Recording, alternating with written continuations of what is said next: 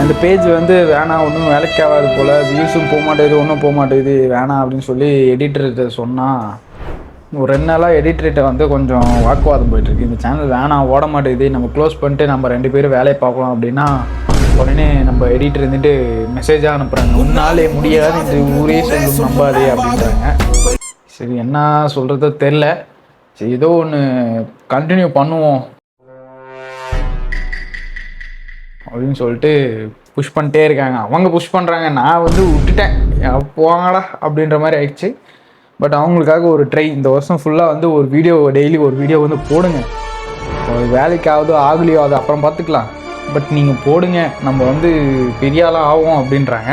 சரி ஏதோ ட்ரை பண்ணுவோம், நம்ம டெய்லி வீடியோ வந்து போஸ்ட் பண்ணுவோம் அப்படின்னு சொல்லிட்டு முடிவு பண்ணிட்டேன். அவ்வளோதான், அதை சொல்கிறதுக்கே ஒரு வீடியோ.